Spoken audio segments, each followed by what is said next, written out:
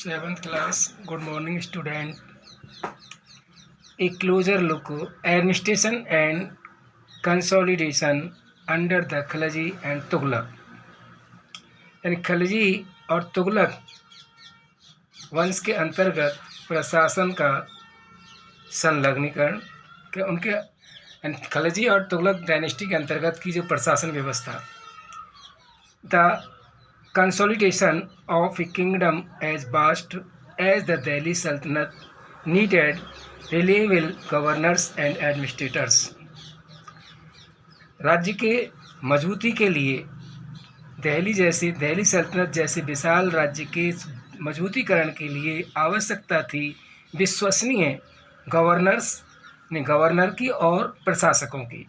Rather than appointing aristocrats and landed captain as governors, the early Delhi Sultanate, especially Iltutmish, favored their special slave purchase for military service called Bandgan in Persian।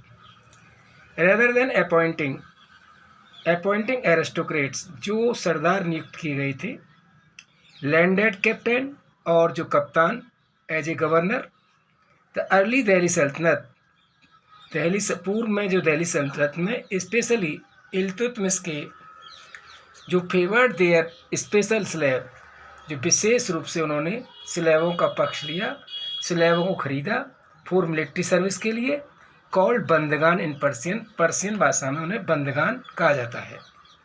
They were carefully trained to man some of the most important politic office in the kingdom. They were carefully, उन्हें सावधानी से प्रशिक्षित किया जाता था उन व्यक्तियों को, और वे राज्य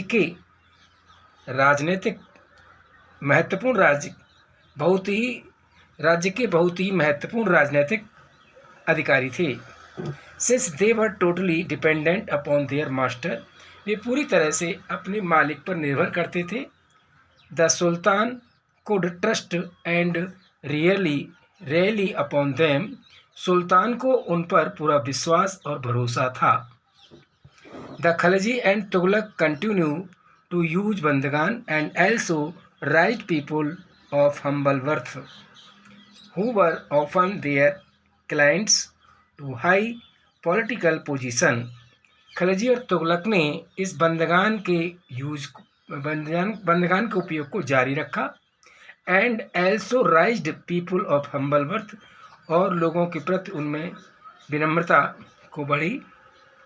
who were often their clients, जो उनके ग्राहक थे, टू हाई पॉलिटिकल पोजीशन, वो उच्च राजनीतिक स्थिति में थे। दे वर अपॉइंटेड एज जनरल और एंड गवर्नर्स, उन्हें नियुक्त किया जाता था जनरल और गवर्नर के पदों पर।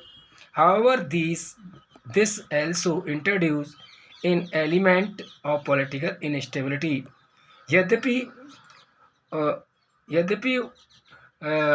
राजनीतिक अस्थिरता के तत्वों का भी उस समय परिचय था, यानी राजनीतिक अस्थिरता के तत्व भी उस समय उपस्थित थे।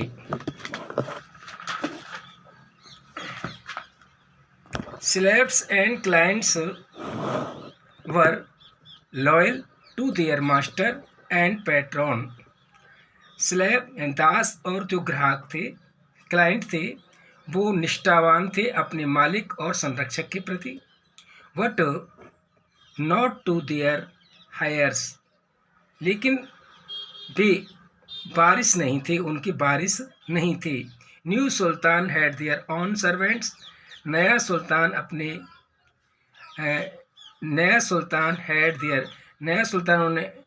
सुल्तान उन्हें अपना नौकर समझता था, या नए सुल्तान के वे नौकर थे। As a result the accession of a new monarch often saw conflict between the old and the new nobility. परिणाम स्वरूप अधिग्रहण के परिणाम को लेकर, नए मोनार्क के अधिग्रहण के परिणाम स्वरूप प्राय देखा जाता था कि पुराने और नए जो कुलीन लोग थे उनमें विवाद होता था। The patronage of these humble people by the Delhi Sultanate also sought Many elites and the authors of Persian Tawarikh criticized the Delhi Sultan for appointing the law and base-born to high office. The patronage of these humble people by Delhi सल्तनत के द्वारा जो संरक्षण दिया जाता था, patron of these humble people, जो विनम्र लोग थे उनको संरक्षण दिया जाता था दिल्ली सल्तनत के द्वारा. Also shocked many elites and the authors of Persian tawarikh Persian तवारिक के जो ऑथर्स थे और कुलीन थे वो हैरान थे. क्रिटिसाइज द दिल्ली सल्तनत, जो दिल्ली सल्तनत की जो नियुक्तियाँ होती थी उनकी क्रिटिसाइज की थी, आलोचना करते थे, क्योंकि लॉ एंड बेस बॉर्न यानी कानून और जन्म के आधार पर हाई ऑफिस उच्च पदों पर जो नियुक्तियाँ की जाती थी उनकी क्रिटिसाइज की जाती थी. Like the earlier sultan, the Khalji and Tughlaq monarch appointed military commanders as governors of territories of varying size. Earlier sultan like Khalji और तुगलक जो मोनार्क थे, खलजी और यानी पूर्व के सुल्तान खलजी और तुगलक अपॉइंटेड नियुक्त करते थे मिलिट्री कमांडर और गवर्नर प्रदेशों के परिवर्तनीय आकार पर परिवर्तन के आधार पर. The lands were called iqta and their holders was called iqtadar. These lands, इनके लैंड्स जो भूभाग को इक्ता कहा जाता था और उन इक्ता को संभालने वाले को इक्तादार कहा जाता था. इक्तादार और मुफ्ती या मुफ्ती. The duty of the muftis was to land military campaign and maintain law and order in their iqtas. मुफ्ती की ड्यूटी थी, कर्तव्य था कि वो मिलिट्री कैंपियन, मिलिट्री सैन्य अभियान, सेना रखेगा और इक्ता में कानून व्यवस्था बनाए रखेगा. In exchange for their military service the mufti collect the revenues of their assignment as salary. In exchange of for their military service के बदले में मुफ्ती कलेक्ट द रेवेन्यू, जो रेवेन्यू कलेक्ट करेगा उस रेवेन्यू से उनके कार्यभार के लिए सैलरी देगा. They also paid their soldiers from these revenue, और वह भुगतान करता था सैनिकों का रेवेन्यू से.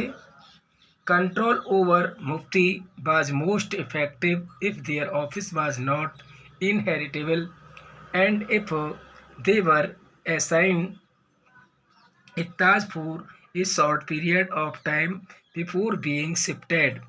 कंट्रोल ओवर मुफ्ती का जो नियंत्रण था वाज मोस्ट इफेक्टिव, वो प्रभावशाली था. If their office was not inheritable, उसका जो कार्यकाल था वो विरासत में नहीं मिलता था. And if they were assigned, वह इक्ता उसको सौंपा जाता था शॉर्ट पीरियड के लिए, यानी थोड़े समय के लिए, of time before being shifted, और टाइम से पहले उसको शिफ्ट कर दिया जाता था. These harsh condition of service were rigorously imposed during the reign of Alauddin Khilji and Mohammad Tughlaq. These harsh condition, इस निराशा की स्थिति में, जो सेवा की जो निराशा की स्थिति थी वो कड़ाई से थोपी जाती थी उनके अलाउद्दीन और खिलजी और मोहम्मद तुगलक के शासनकाल के दौरान. Accountants were appointed by the state to check the amount of revenue collected by the mufti. मुफ्ती के द्वारा जो रेवेन्यू कलेक्ट किया जाता था उसकी जांच के लिए अकाउंटेंट नियुक्त किए जाते थे. Care was taken that the Mufti collected only the tax prescribed by the state and that he kept the required number of soldiers.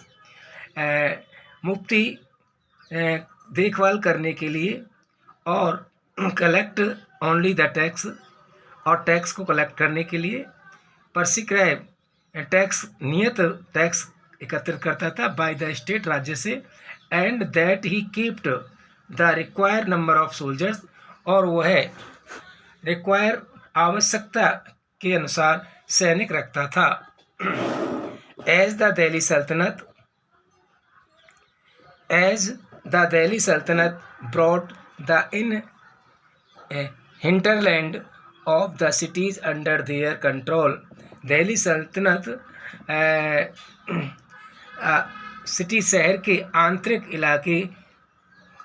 इलाका भी उसके अंतर्गत आता था, उसके नियंत्रण में आता था। They forced the landed captain और वह उस क्षेत्र का कप्तान होता था।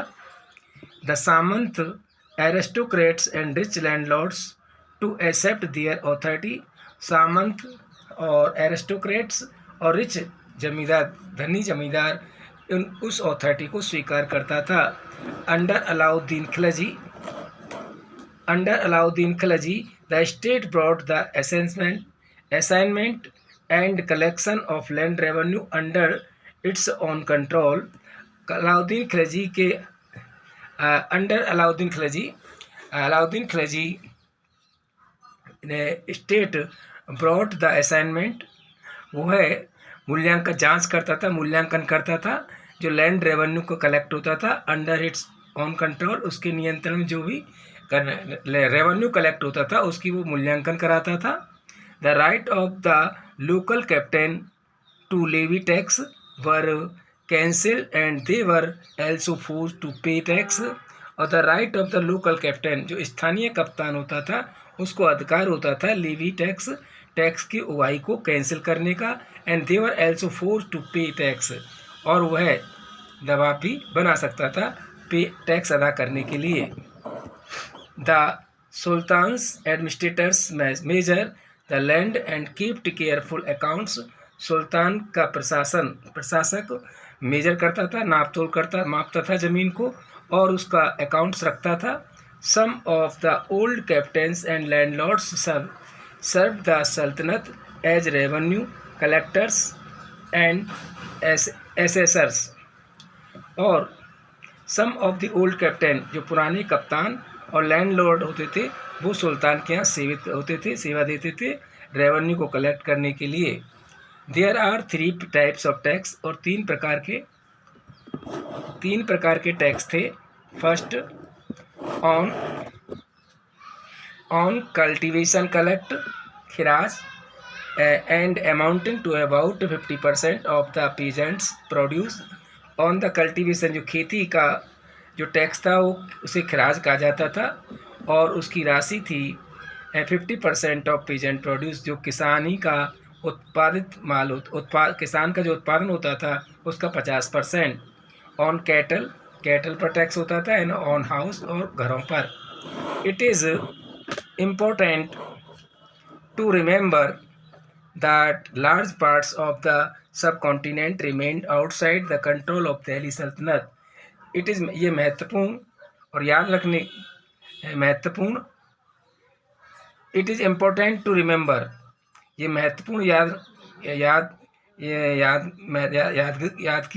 महत्वपूर्ण और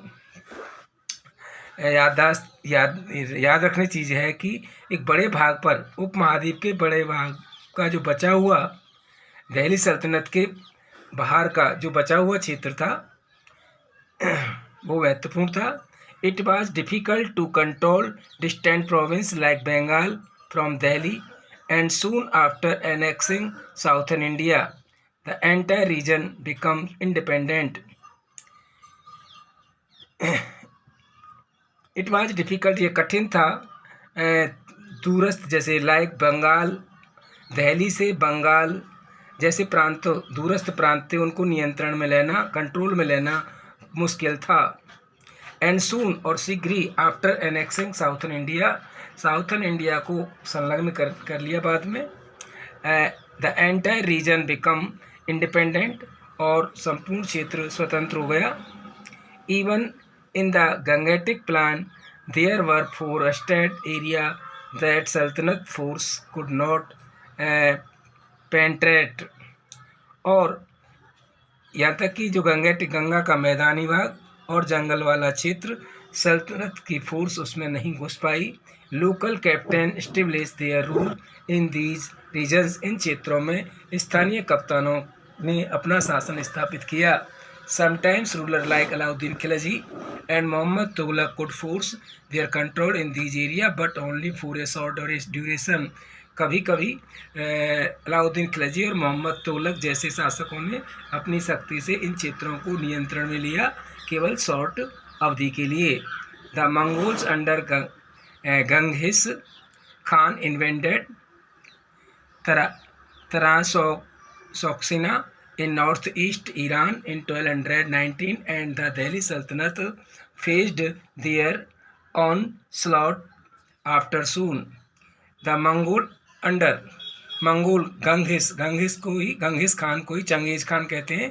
चंगेज खान ने आक्रमण किया पूरे क्षेत्र पर, नॉर्थ ईस्ट उत्तर पूर्व के ईरान के नॉर्थ ईस्ट ईरान पर 1219 में, एंड दिल्ली सल्तनत, और दिल्ली सल्तनत ने भी सामना किया उसके हमलों का शीघ्र ही। उसके बाद शीघ्र ही दिल्ली सल्तनत ने भी उनका सामना किया। Mongol attack on the Delhi Sultanate increase during the reign of Alauddin Khilji, और अलाउद्दीन खिलजी के शासन के दौरान ये दिल्ली सल्तनत पर भी मंगोलों के अटैक बढ़े।